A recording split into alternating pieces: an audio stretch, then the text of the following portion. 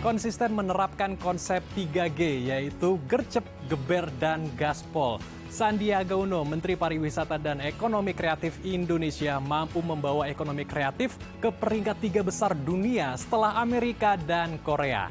Selain ekonomi kreatif, Kemenparekraf juga mendorong masyarakat luas untuk menerapkan pola hidup yang ramah lingkungan dengan green tourism. Nah, kira-kira seperti apa sepak terjangnya dan kayak apa ya kira-kira ruang kerja dari Menteri Pariwisata dan Ekonomi Kreatif? Yuk, kita langsung aja ke ruangannya.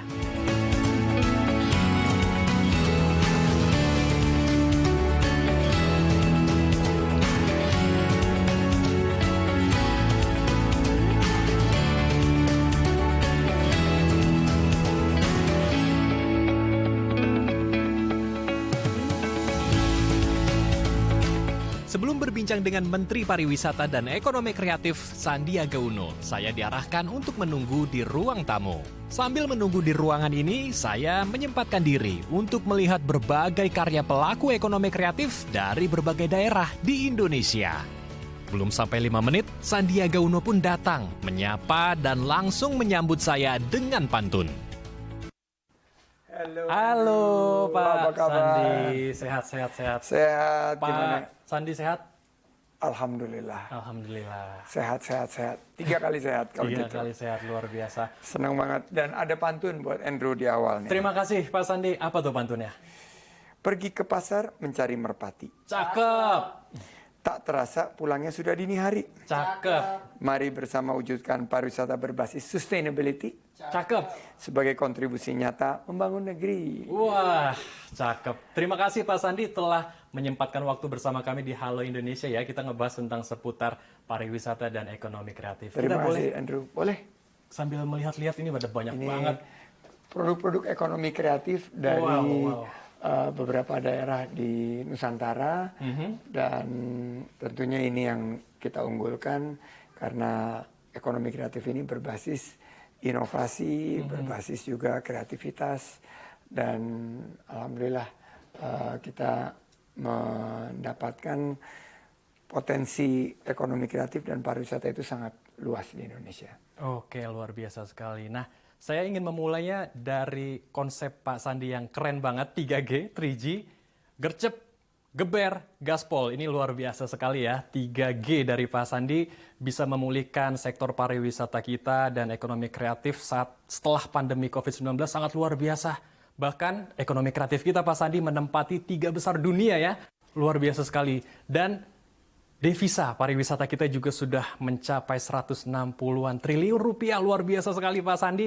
Ini boleh diceritakan Pak Sandi, gimana cara-cara Pak Sandi bisa berhasil meraih prestasi-prestasi tersebut Pak Sandi? Ya, saat memulai tugas di sini tentunya pariwisata dan ekonomi kreatif sedang terpuruk diakibatkan oleh pandemi.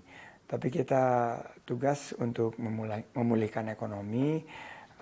Bapak Presiden saat itu menyampaikan bahwa harus pastikan destinasi super prioritas dan siapkan semua destinasi dengan protokol kesehatan dan juga event-event yang mengadopsi dan beradaptasi dengan situasi terkini.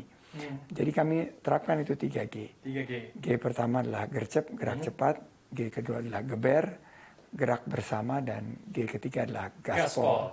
Garap semua potensi karena kita harus ciptakan lapangan kerja. Alhamdulillah 3G ini, kalau saya selalu bilangnya kan gercep, geber, gaspol, ini adalah juga lambang dari 3C.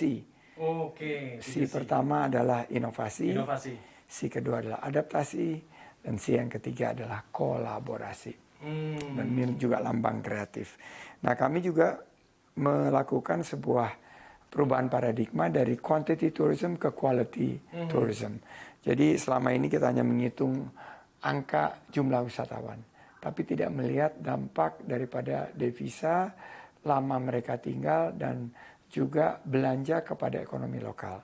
Sekarang walaupun kita angkanya belum sampai ke angka 2019, tapi dampak ekonominya sudah sangat terasa. Bagaimana dampak positif kepada ekonomi lokal ini bisa kita hadirkan untuk menciptakan lapangan kerja. Dan saya juga memantau ada tren yaitu personalized, localized, customized, dan smaller in size. Ini adalah 4 dari tren-tren terkini yang kami fokuskan di awal, sehingga pada tahun ini, alhamdulillah, peringkat indeks kepariwisataan dan pembangunan kepariwisataan kita meloncat 10 peringkat. Sekarang kita ada di posisi 22 besar dunia. Menurut World Economic Forum, kita bisa mengungguli Turki, Selandia Baru, Belgia. Kita nomor 2 di ASEAN. Ini berkat fokus kita dalam pengembangan yang mengedepankan kualitas dan sustainabilitas. Dan terakhir kami memproyeksikan di 2025 kita akan kembali angka wisatawan seperti sebelum pandemi 2019, tapi dampaknya 2 kali lipat. Dari segi devisa, dari segi lapangan kerja yang berkualitas, dan juga dampak positif terhadap lingkungan hidup. Nah, saya mau membahas tentang adaptif dan inovatif. Karena kita tahu pariwisata dan ekonomi kreatif kita membuka bagi puluhan juta warga lapangan pekerjaan ya, dan juga pelaku UMKM bagi warga kita, terutama ibu-ibu, Pak Sandi, di berbagai daerah di Indonesia. Tetapi begini permasalahannya, Pak Sandi. Pelaku UMKM kita belum semuanya nih Pak go digital. Artinya begini, bagaimana caranya agar produk-produk pelaku UMKM bisa sustain, bisa terus diburu oleh para konsumen. Jadi tidak hanya saat ada event-event besar ya, seperti KTT ASEAN, G20, kemudian sport tourism, baru deh produk mereka diborong para konsumen. Bagaimana siasat Pak Sandi agar produk-produk pelaku UMKM kita juga tetap laris dibeli para pembeli nih Pak? Ya, pertama kita bersyukur bahwa pariwisata dan ekonomi kreatif secara keseluruhan menyumbangkan 50 juta lapangan kerja. Yang kedua, dampak terhadap ekonominya pariwisata dan ekonomi kreatif kalau digabungkan sekitar 12% ke PDB kita. Namun banyak sekali UMKM ekonomi kreatif kita yang masih banyak mengalami kendala. Dan saya melihat ada 3P yang selalu kita fokuskan. Tadi 3G, 3C, sekarang 3P. Apa itu 3P? Yaitu pertama, pelatihan. Kita harus berikan mereka pelatihan, mulai dari pelatihan pembukuan sampai pelatihan digitalisasi dan lain sebagainya. P yang kedua yang kita harus bantu, pemasaran. Kita harus bantu mereka untuk memasarkan produk-produk ekonomi kreatif mereka. Jadi saat pelatihan itu ditingkatkan kualitasnya, saat pemasaran itu ditawarkan kepada pembeli yang lebih banyak termasuk pemerintah dan instansi lainnya. Dan P yang ketiga yang sangat penting adalah permodalan. Nah, kami memberikan akses kepada permodalan dan kita pastikan bahwa para wisatawan yang tahun lalu wisatawan mancanegara itu sekitar 11,7 juta, tahun ini kita harapkan 14 juta, maupun wisatawan Nusantara yang pergerakannya itu hampir mencapai 1 miliar pergerakan. Mereka bukan hanya, saya selalu menyebutnya rohali, rombongan yang hanya lihat-lihat, tapi mereka harus rojali, rombongan yang jajan dan beli-beli produk ekonomi kreatif kita. Caranya bagaimana? Kita berikan insentif, kita berikan juga dorongan-dorongan agar para wisatawan ini tertarik untuk mencoba kulinernya, karena lebih dari 53% masyarakat kita pergi ke suatu destinasi wisata itu ingin mencoba kuliner lokal. Lebih dari 60% wisatawan kita setelah berwisata ingin membawa oleh-oleh, belanja. Nah, itulah yang harus kita penuhi melalui produk-produk ekonomi kreatif kita. Oke, luar biasa. Saya juga ingin mendalami tentang green tourism, karena ini sebuah proyek dari Kemenparekraf yang luar biasa juga, di mana menghadirkan pariwisata yang berkualitas ya Pak Sandi, yang ada unsurnya 5P juga, dan tidak hanya mengedepankan ekonomi, tetapi juga mengedepankan bagaimana warga menjaga lingkungan dan alam. Tetapi nanti ya Pak Sandi, kita kayaknya ngobrolnya enaknya sambil duduk ya Pak ya? Oke, Andrew. Oke, baik. Pemirsa jangan kemana-mana ya, karena kami akan berbincang sesaat lagi. Tetap bersama kami di Halo Indonesia. Ayo kita ke tempat duduk biar lebih enak ngobrolnya Pak.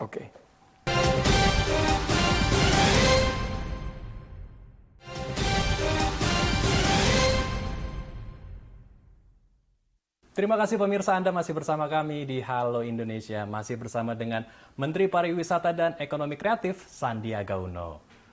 Pak Sandi, melanjutkan pertanyaan saya di segmen sebelumnya tentang green tourism. Ini yang lagi heboh, lagi ramai diperbincangkan, Pak. Sebetulnya green tourism yang selama ini sudah berjalan seperti apa sih, Pak? Karena kan ekosistemnya beda ya, ada unsur 5P-nya juga nih. Nah, ini boleh diceritakan juga unsur 5P-nya seperti apa yang bisa dikaitkan dengan pariwisata kita, Pak? People, Planet, Prosperity, Peace, and Partnership. Itu 5P. Dan sebetulnya itu adalah kearifan lokal kita. Nah, kita tinggal mengemas, mengangkat bahwa yang kita miliki ini justru pariwisata yang berbasis pariwisata hijau. Green tourism yang berkelanjutan dan berkualitas. Karena tinggal dari wisatawannya lebih lama, karena kita memantau juga peningkatan lama tinggal wisatawan pasca pandemi ini cukup signifikan di angka lebih dari 2 minggu dan ini mencapai hampir 50% dari wisatawan kita. Nah, yang kedua adalah wisatawan yang sangat peduli terhadap isu-isu yang berkaitan dengan lingkungan. Jadi kita bagaimana mengurangi sampah plastik, menanam mangrove, ada juga kita merestorasi terumbu karang. Nah, ini memberikan multiplier effect yang sangat luar biasa ya. Karena bukan hanya wisatawan itu spending the money, bukan hanya dia menceritakan keindahan alam Indonesia, tapi mereka juga berkontribusi untuk menjaga lingkungan kita, kelestarian lingkungan kita, dan ini sesuai dengan Global Sustainable Tourism Council yang telah kita tuangkan dalam peraturan Menteri Parekraf, di mana kita harus sediakan pengelolaan yang berkelanjutan, dan juga keberlanjutan ini bukan hanya dari segi lingkungan, tapi juga dari sosial, ekonomi, juga dari budaya, dan tentu lingkungan, ketahanan lingkungan yang menjadi warisan kita buat anak cucu. Karena ini bukan hak kita wisata ini, tapi justru warisan untuk anak cucu kita. Oke, jadi mewariskan sesuatu yang berharga untuk anak cucu kita. Nah, ini yang juga saya mau dalami lagi, Pak. Karena Pak Sandi juga membuka pintu bagi para investor untuk bergabung dalam green tourism. Karena green tourism seperti yang Pak Sandi sudah bilang, kita mengedepankan ekosistem lingkungan dan tentunya segala sesuatu yang berkaitan dengan penjagaan alam. Tetapi kan biasanya investor sukanya itu wisata yang berbau dengan teknologi, IT, AI, apalagi zaman sekarang Pak Sandi. Nah, ini bagaimana agar bisa ketemu gitu Pak, bisa klik match and match-nya antara kita bisa menjaga budaya, kearifan lokal, alam kita juga, sementara teknologi dan teman-temannya itu juga bisa masuk ke dalamnya sehingga investor juga mau Pak bergabung dalam green tourism. Iya, harus nyambung, harus terkoneksi karena bicara mengenai ekonomi terkini maka kita harus menyadari bahwa teknologi, inovasi maupun Internet of Things, AI, dan termasuk robotics ini akan menjadi masa depan dari keseharian kita, termasuk juga di pariwisata dan ekonomi kreatif. Nah, oleh karena itu di 5 destinasi super prioritas, Danau Toba, Borobudur, Mandalika, Labuan Bajo, dan Likupang ini kita lengkapi semua sarana teknologi dan juga pengelolaan dari destinasi yang sangat ramah lingkungan. Bagaimana sebagian dari mereka sudah mengurangi sampah plastik, sebagian beralih ke energi listrik, dan juga kita memberikan sertifikasi destinasi wisata berkelanjutan yang kriterianya dan indikatornya itu sangat-sangat boleh dibilang hati-hati dalam menerapkan sertifikasi ini. Juga kita lihat bagaimana bukan hanya wisata-wisata yang kelas atas, bukan hanya yang hotel, restoran, tapi juga desa-desa wisata. Dan kami mendorong ada konsep yang disebut Blue Green Circular Economy. Blue Green Circular Economy. Nah, disinilah kami mendorong investasi itu harus berbasis blue, karena kita negeri yang berbasis maritim, green, karena kita bicara mengenai pariwisata hijau, dan circular economy.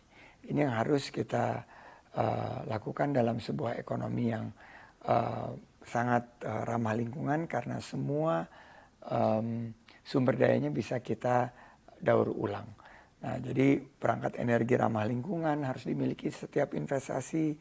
Kita juga kolaborasi dengan teknologi provider seperti jejak.in atau Carbon Ethics yang menghitung emisi karbon. Jadi kalau misalnya Andrew terbang ke Jakarta, itu kita tawarkan nggak jauh dari kantor Dai TV menanam mangrove di Taman Wisata Mangrove Angke. Nah, disinilah harapannya ke depan bahwa generasi Z terutama yang sangat peduli isu lingkungan bisa kita layani dengan fasilitas pariwisata yang mumpuni.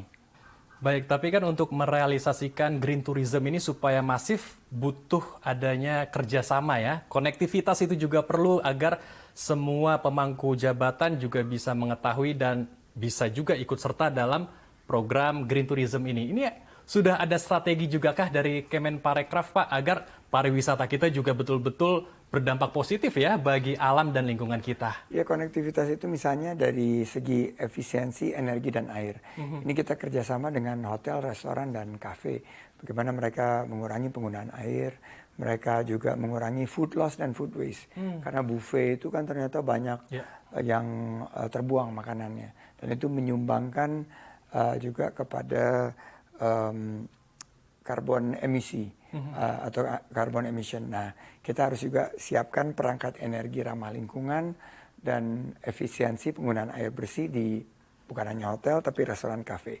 Nah, kerjasama konektivitas inilah yang kita ingin dorong sehingga nanti destinasi-destinasi baik itu menanam mangrove, mungkin juga ada yang restorasi terumbu karang itu kita sekarang mulai di 5 pilot destination, 5 pilot project. Jadi ada di Menjangan di Bali, ada di Pantai Tiga Warna di Malang, ada juga di Berau di Tembudan dan Bukit Pramun di Bangka Belitung dan di Klawalu Sorong. Tapi ke depan bisa juga kan di dekat Dai TV Pantai di Indah Kapuk ya? Pantai Indah Kapuk di Angke, di Taman Wisata Angke juga penggunaan destinasi listrik yang ramah lingkungan. Destinasi berbasis kendaraan listrik yang sangat kita andalkan untuk menjadi transportasi wisata. Di Bali juga, misalnya di Pulau Peninsula, di ITDC Nusa Dua, dan di Borobudur ini semakin banyak kita perkenalkan proyek-proyek green tourism ini dan harapannya akan meningkatkan aspek keberlanjutan lingkungan, skor kita akan lebih baik di tingkat global, dan visi jangka panjang kita destinasi ramah lingkungan atau World Green Destination. Oke, luar biasa. Dari apa yang sudah direalisasikan, kita juga berhasil, Pak Sandi, pariwisata kita meraih penghargaan yaitu mendapat juara Best Tourism Village pada tahun 2023. Ini luar biasa sekali di Desa Panglipuran, Kabupaten Bangli, betul ya? Nah, ini boleh diceritakan seperti apa gambaran di sana bisa sampai dapat penghargaan seperti ini, Pak Sandi? Sebelum Penglipuran di Bangli, di 2021 kita dapat anugerah dunia dari UN Tourism, yaitu Desa Wisata Ngelanggeran di Gunung Kidul dengan gunung api purba dan produk-produk seni dan budaya yang menjadi andalan. Nah, kalau kita ke Desa Wisata Penglipuran di Bangli, ini sudah terkenal sebelumnya karena menjadi desa wisata terbersih yang diungkapkan di beberapa publikasi. Nah, dengan anugerah yang didapat di tahun 2023, Desa Penglipuran ini bisa juga memperkenalkan dan mempertahankan arsitektur tradisional Bali yang otentik. Nah, ini saya salut dengan para pengelolanya karena kebersihannya walaupun ribuan yang datang per hari itu tetap terjaga dan aturan ketat dalam pengelolaan sampahnya itu juga dipatuhi oleh seluruh warga. Ada juga di sana hutan bambu yang sangat dipastikan bahwa kelestariannya menjadi prioritas utama. Dan saya lihat ya, Andrew, di setiap desa-desa wisata yang menjadi juara ini ada partisipasi komunitas yang kuat. Ada local champion yang bisa memimpin sehingga destinasi desa wisata ini terbangun dengan gotong royong bersama. Jadi kita harapkan semakin banyak desa-desa wisata yang masuk menjadi pemenang di dunia, karena kita punya di Jadesta ini 6.016 desa wisata, dan kita punya program ADWI, ada program pelatihan insentif, ada pemberian insentif juga, ada juga pemberian sertifikasi berkelanjutan, ada program inkubasi, kolaborasi dengan dunia usaha, dan juga fasilitasi kampanye sadar wisata yang kita berikan bantuan infrastruktur maupun peningkatan SDM dan promosi. Karena setiap desa wisata yang kita sentuh, mereka naik kunjungannya rata-rata 30%. Dan ini yang saya sebut sebagai program yang 3T. T pertama tepat sasaran, tepat manfaat, dan tepat waktu. Tepat sasaran, tepat manfaat, dan tepat waktu. Apakah 3T ini juga perlu dilakukan di berbagai desa wisata di seluruh Indonesia agar tidak hanya di Bangli, Pak Sandi, tapi desa-desa wisata di seluruh Indonesia juga bisa terekspos oleh dunia, Pak Sandi? Iya, dan inilah yang kita siapkan dengan Jadesta, jejaringdesawisata.com, di mana kita ajukan kepada dunia setiap tahun pilihan desa-desa wisata terbaik di Indonesia. Dan tahun ini juga kita mengajukan untuk menjadi pilihan. Tapi membangun desa wisata itu kuncinya, Andrew, adalah juga SDM. SDM. Makanya kita mendorong program kampanye sadar wisata 5.0 itu untuk memberikan pendampingan, memberikan rujukan implementasi prinsip berkelanjutan. Bagaimana mereka menjaga ini untuk generasi selanjutnya. Dan kita harus lakukan sosialisasi, capacity building, dan jejaring mitra strategis. Karena pemerintah mungkin come and go ya. Saya mungkin akan tergantikan sebentar lagi. Belum tentu menteri yang baru ini juga memiliki passion yang sama di desa wisata. Nah, oleh karena itu untuk keberlanjutannya, sustainability-nya kami menggandeng dunia usaha. Perusahaan-perusahaan besar seperti Sinarmas, Astra, ini kita rangkul untuk mendukung pengembangan desa wisata. Oke. Karena kita tahu juga desa wisata kita yang ada di seluruh Indonesia ini berdampak besar sekali ya bagi lingkungan, karena kita juga mengedepankan green tourism dan ekonomi. Tentunya pembangunan ekonomi ini sudah sangat luar biasa sekali dari sektor pariwisata dan ekonomi kreatif. Terakhir, Pak Sandi, apa harapan Pak Sandi untuk pariwisata dan ekonomi kreatif kita ke depan, Pak?